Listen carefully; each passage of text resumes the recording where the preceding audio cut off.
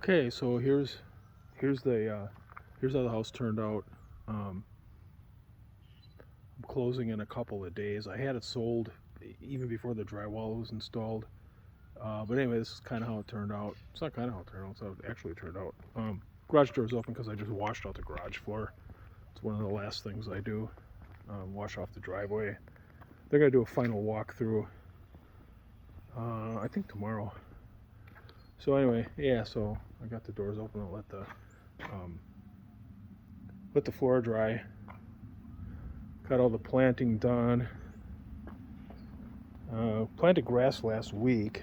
I mean, that's really kind of some crappy grass, but I mean, it wasn't the best load of grass I ever got. But it's growing. It's coming around. It just take a little bit longer, maybe a coat of fertilizer. Some plants in the front. Just a few things. I do a little bit of landscaping. And then I put sod down the side. I don't expect it to live, but at least it'll keep this from just being bare soil and eroding. I mean, it might live. I don't know. It's shaded all day, so we use St. Augustine here in Texas, which is it's pretty tough stuff, pretty drought tolerant, but doesn't do real well in the shade. So anyway, here's the porch that I did, the porch railing. I use a 2x4, and then I run it through the table saw this way and this way, put an 8-degree angle on the blade, and then so this is the 1.5 inches here, so you probably lose maybe a 1/4 inch. You still got 1.25 inches here. Anyway, it's an 8-degree angle. It just makes it look a little nicer.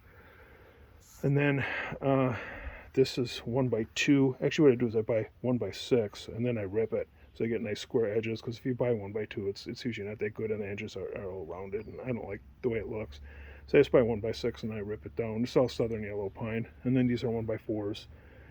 I pick out the nicer ones. It's framing great. It's not molding great. It's not clear, but I try to pick out the nicer ones. There's not a lot of big knots, so it paints up nice. And then I think I think it's 2.25. So I rip this to 2.25. And then I put that on top of the 2x4, so it's in a little bit. It just gives it a nicer look. So what I actually do is I lay this out, so I've got 1x2, and I leave I think it's an inch. Is it 1.25 inches? Yeah, it's 1.25 inches between these. So I do 3 1x4s and 2 1x2s, 3 1x4s like that. It's a nice, common kind of craftsman-y looking pattern. This is kind of a craftsman-y style house. So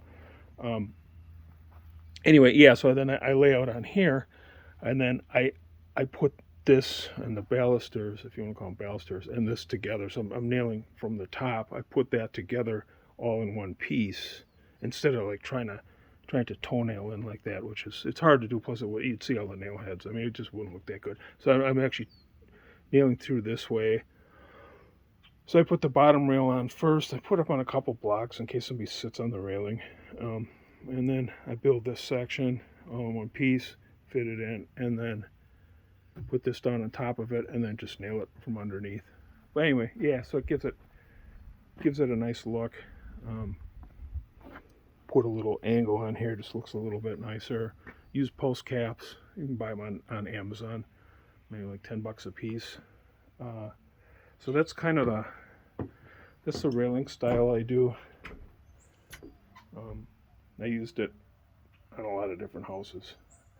Here, this deck is less than 30 inches off the ground, so I don't really have to have a railing. I just do it because the house looks nicer. So being that I'm doing it, I don't have to follow. It doesn't have to be 36 inches tall, because a 36-inch tall railing on an older style house just doesn't look good. Because back in the day, there wasn't codes on that stuff. So railings were generally shorter, or they always were shorter. This probably, I think the total height on this is about 20, maybe 28 inches, 26 inches, maybe 26 inches, something like total height to the top of here. So, but like I said, I don't have to follow code. Well, there's no inspections here. I mean, technically, you could do it any way you want. And nobody's going to say anything because there's no building inspection here. But I always like to follow code. But being this is less than 30 inches off the ground, I don't have to follow any codes. So anyway, so that's that's why I was able to build it a little bit shorter, which I think makes the house look nicer. Front facade, I do 5-inch exposure. You can get 6 1/4-inch hardy lap siding, which gives you a 5-inch exposure. Kind of old school. I only do it on the front, costs more, a little bit more for labor, a little more for material, and in this price range, I don't do it all the way around the house. More expensive homes I do. I've even done 4-inch exposure. With they don't make a 5 1/4 hardy, 6 1/4 is the smallest they make, but you can still do a 4-inch exposure if you wanted to. You just lap it a little bit more, and then. None of this is pressure treated either. The only thing that's pressure treated are the posts and the railing here because it sits outside. It's not covered, and then of course the decking. But this here and this here is not pressure treated. It's just 5/4 decking, which is 1 inch thick by 5.5 inch. Now, when I install this, I have a video. If you go back into my channel, there's a video on when I built this deck. And I always put the boards tight together when the lumber's green, because this is what happens. You end up with a nice gap at the end when the stuff dries and shrinks. I mean, I've got nothing more than a 1/4 inch, around 3/16 or so. But that's with putting the boards tight together, knowing that they're going to dry and shrink. If you gap them when they're green, you end up with big gaps. It doesn't look good. It can be a safety issue for women with high heels. So something to think about when you're doing decks. Okay, so in here, everything is done. I got that door open because I always like to heat the oven up as high as it'll go, which is like 550. And the reason I do that is it stinks the first time you use an oven, so I heat it up, I let it sit for like an hour on high, and then I turn it off. Well, it stunk up the house, so I opened the door to help get the smell out. I don't want people to use it the first time and then, and then it smells. It smells like, I don't know, burning plastic or something. Same with a furnace. Even if it's the middle of summer, I'll run the furnace for an hour, whether it's electric or gas or whatever, because there's just stuff in there that burns off. I don't know if it's oils or whatever from the factory. So I'll run that thing too. So when people go to use their furnace, it doesn't stink up the house. So that's what I did with the oven. Of course, I always run the dishwasher and the microwave. But anyway, so that's why the door's open. So this is what we ended up with. I built a deck in the back. It's just something for people to get out of the house with. They're not gonna keep this deck. I think they're gonna build a huge deck. I mean, they might keep it for a year. I don't know, but I have to give them something. So I just give them this with the stairway down, and then they're gonna build a bigger deck. The property line goes back to this pedestal here. Okay, so technically you're on the golf course. This is a golf course pond, but it's kind of like you're on the pond because they don't care if you cut the grass all the way down. I mean, this neighbor here, he cuts his grass all the way down to the pond. It's probably what I would do if I was living here. But anyway, I had to give him something, so I just gave him a basic deck. Nothing fancy. Meets code. Now this has to have a railing, and the railing has to be code height because back here it's like 34 inches off the ground. So it's more than 30 inches. So I had to do a railing. It's code. Code says you can't have more than 4 inches between the balusters. I like to do 3.5. I think 4 looks a little far apart to me. So they're just 2x2 balusters, but I spaced them 3.5 inches apart. Same thing with the deck boards. I mean, I just did this like less than a week ago, and already they're gapping, and I had them tight together. They're already starting to gap. They're drying out. They're getting hit by the sun. So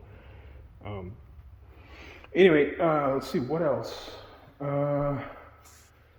Colors, all the exterior colors are Sherwin-Williams. They have these little books, or not really books, but they're like pamphlets you can get where they'll put like 3 colors together, like exterior colors. So you don't have to figure out what goes together. I forgot which the name of these colors are, but it's in one of there's 3 different colors of kind of a greenish, and then a white, and then kind of a greenish gray. I use those colors a lot. Everybody likes them. Kind of old school looking, and it's all figured out. I just have to pick out. You use the darker one usually for your accents. So like the doors and the brackets, I did in the darker color, and then the light color for you can see out here for the trim, like the corners, and then the soffits and all that, and then the grayish green on the siding. And then interior, I know the color I use. It's the color I always use. Sherwin-Williams again. It's agreeable gray. It's the most popular color in the country right now, so I just go with the flow. I'm not into gray myself. I don't like grays. Like if this was going to be my house to live in, there wouldn't be all this gray. But that's what people want. So I just like I said, I just go with the flow. That's what's trendy right now. I mean, who knows what who knows what it'll be in 5 years. Pre-made cabinets.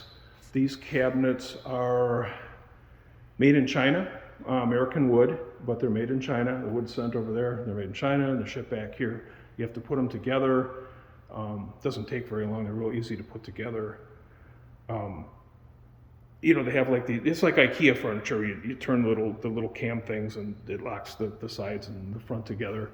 Like I said, they come in 3-inch increments. They get 9-inch, 12-inch, 15-inch, 18-inch, 21, 24, all the way on up to 42. So you just got to figure out what you need for your lengths. It's a little more complicated than that. And then anything you need to make up in between the 3-inch increments is you buy like 6-inch thread or 6-inch wide filler strips, and then you rip them as you need them to make up whatever differences you need to make up. So you know, like I did here and here and in the corners. Trim package, again, and I've got a video on my channel. You go to my channel, I've got a video there about how to install these cabinets and you know, what to watch out for. Same thing with the trim. Basic trim package, I just kind of made it up myself. All stock trim, mostly MDF, but there is some finger jointed. It's all paint grade, so it doesn't matter that much whether it's MDF or finger jointed. MDF is cheaper. Base molding is MDF, casings are MDF, this header piece is MDF, and I think this is a finger jointed molding here and a finger jointed molding here. Simple trim package, I explained that. I've got a video in this home building series on the trim. There's a couple. I think there's a part 1 and part 2. If you go into my channel, it's all in there. Actually, this whole house is in there from the start, from the foundation all the way and out to this final one in the end. And I take each trade, at least the ones that I did, and which is the carpentry, the framing, the cabinets, the flooring, the tile, all that. And then I just go through and tell you what to do, what to watch out for. And even with the other trades, I'll explain like how to deal with the subcontractors. I give some pricing, what I pay. Now that's here in Texas. I don't know what other people pay in other parts of the country. I've been living here for more than the last 10 years. I mean, this is the 4th state that I've lived in and built in, but I don't know the pricing in other states anymore. Actually, I lived in California before here, where the prices are extreme. So, but anyway, yeah. So this is kind of this master bedroom here. I've got a return air in the master bedroom. In higher end houses, I do a return air in all the rooms. This is a less expensive house. This house is a little over 200 grand. And so I just do a return air in the master bedroom. Gives you better airflow when you got the door shut. Most of the people that buy these kind of houses here, you know, they're retired, they're paying cash. They're not going to have kids anyway, so there's almost no kids in the subdivision, maybe a handful. Anyway, yeah, so that's kind of fans, you know, from Home Depot or Lowe's or whatever. Nothing fancy. Stock window, you know, all stock window sizes that you can just pick up at Home Depot. When I do more expensive homes and I have custom window sizes, I have to order them, but these are all like 3050s, mostly 3050. There's a 2030, and then in the kitchen there's a 3030. They're all, I don't have to wait, there's no ordering, you just walk in, pick them up, and well, I have them delivered, but anyway. Let's see, in here, let's see, this one turns on this. Yeah, so just a bar light, framed mirrors, again, stuff from, you know, Lowe's. That's kind of where I use the big box stores for that kind of stuff. Plumbing fixtures and all that are supplied by the plumber, so he puts in all mold stuff. Now I did buy the sinks. I buy the vanity sinks, which is there's 3, there's 2 here and 1 in the other bathroom, and then the kitchen sink. But all the faucets and everything else, hot water heater, all that stuff, he supplies all that. So, but like I said, he uses all Moen products. He supplies the toilets. These are American Standard. And then I put in all these. These I get from a supplier, all the towel bars and all that. Let's see here. Oh, can't see. There's a. Let's see which light switch is it. This one? No, that's for the fan. No, this one. Okay. Anyway, yeah. Home Depot tile. It's like $1 something a square foot. One of their stock tiles. It's nice. It's got some grays in it and some earth tones in it. This agreeable gray is not. It's not a real gray. I mean, it's probably not showing up the way you'd see it in real life because it's it's a camera. But anyway, this ties in real nice with it. It's almost like a grayish, which is between a gray and a beige, but I would still call it a gray. But it's gray with a beige base. Anyway, so this tile, it goes real well with it. It works real well, and it's inexpensive. I always do a trim tile around. I just think it adds a lot of character. And they're like $3 a piece, but it's not that much money. And I always run it to here. And just when I have them install the hardy board, because the drywallers install the hardy board, I always have them do it past the edge of the tub a couple inches. And then this tile's 3-inch wide, so it covers the joint. And then it gives you tile all the way down, because sometimes when you take a shower, you get water that runs down here and always rots the drywall right there. So anyway, so that's just a little tip for you. Always put in one of these. I don't know, the plumber includes these. I don't usually put them in, but he included them. So linen closet, 16-inch deep shelves, MDF shelves. They're actually 15 1/4. And then master closet. Simple, high, low. And then I leave one area here for long dresses, about 3 or 4 feet. I think this closet's around, it's around 8 feet by 7 feet, something like that, or 7.5 by 7.5. I mean, it's decent size for it. This is a 1,200 square foot house. It's 30 feet wide, 40 feet deep. I have another model that's same thing. It looks identical from the front, and basically all the sides look the same. It's 35 feet deep, so it's 1,050 square feet, and it's a 2-bedroom. Whereas this is a 3-bedroom. So those are my 2 main models. But anyway, yeah, this is just basic. But like I said, for an inexpensive house, I mean, it's nice. And then this is a real deep closet. It's basically kind of a walk-in. It's 24-inch wide shelves, MDF, which are actually 23 1/4. This is an option to be a walk-in shower if somebody wants it. If somebody buys a house early enough in the project and they want a stand-in shower, probably I'd charge, I don't know, maybe $4,000 extra for this, something like that, because it all has to be tiled and all that. They can have it. Now, I haven't sold this model that early in the project. By the time these people bought it, drywall was already here. They hadn't started yet, but I mean, at that point, I'm not going to go back and all that. Even if they want, I just say, I'm sorry, but it's too late. I'm not that. I don't want to deal with it. It's just not worth it to me. The things get to that point. If somebody wants the house, they'll buy it anyway. So, but this is an option to be a shower. That's why it's here. Not because really somebody needs an extra closet. Although you can't have enough closet space because in Texas we don't have basements. So, you've got a place to put your stuff. Most people here actually, oops, that's the fan. Most people here can't park in their garage because their garage is filled up with stuff. And that's kind of what happens. Unless you're lucky enough to have a tall attic and then a stairway, and then you have what's called a Texas basement, which is plywood on top of the ceiling joists in the attic, and that's where you store your stuff.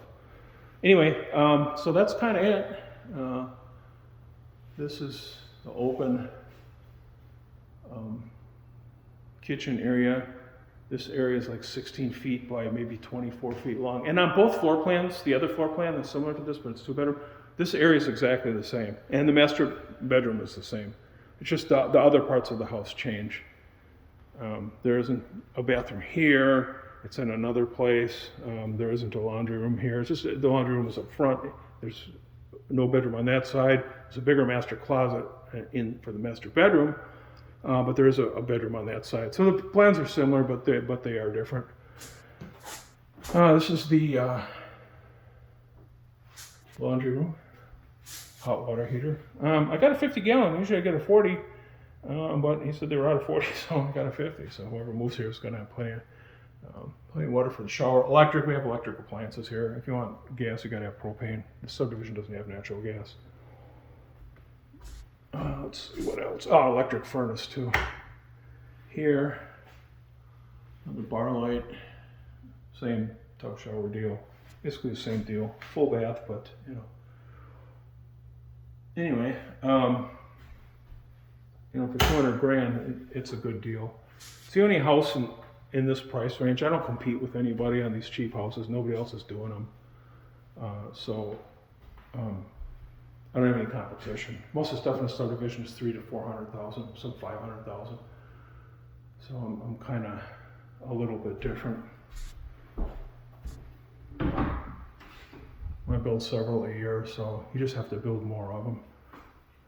There's a closet, you know, it's like a 10 by 10 bedroom, something like that. I think, and then there's attic access up here. It's just a piece of plywood you lift up. And then,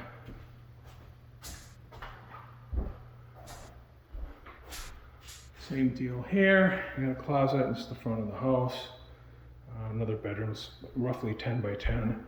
Master bedroom, I think, is around 13 by 14, something like that. Luxury vinyl floors, easy to install, fairly inexpensive. I think they're under $3 a square foot.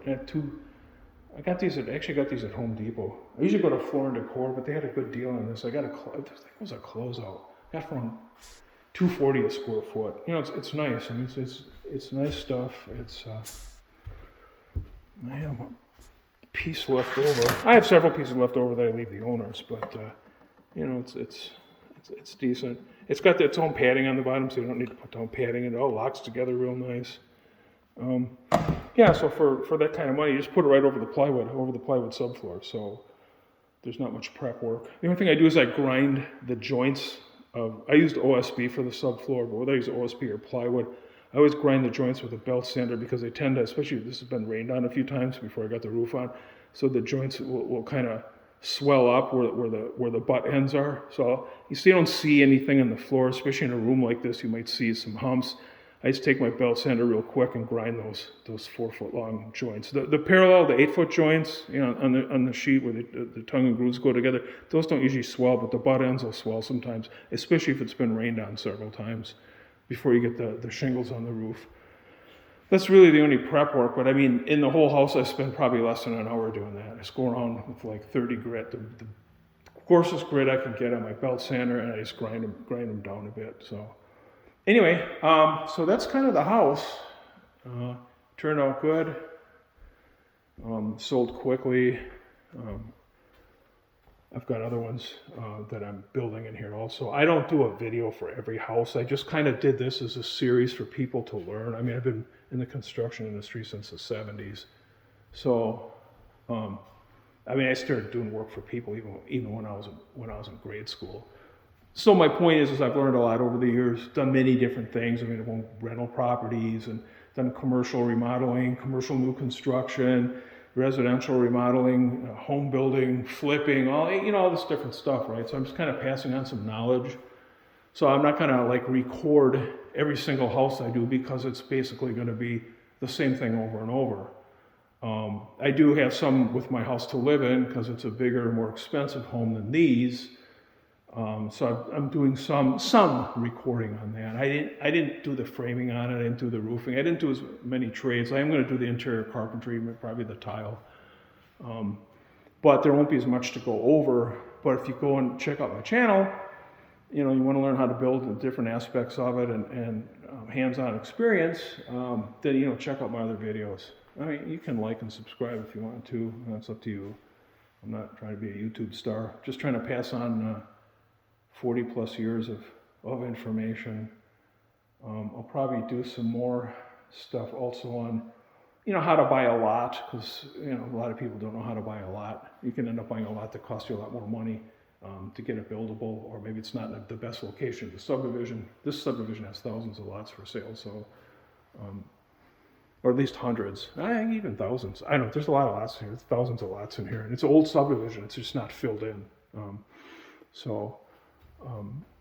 Anyway, yeah, so that's kind of the deal on this, and everything worked out good. Like I said, sold pre-drywall. It's always good when you get them early. People are patient. They've already sold their house. I think they're living in their RV, so they're waiting to get in. And I think we're closing in 2 days. So yeah, so that's it. I think it's time for me to go back to work.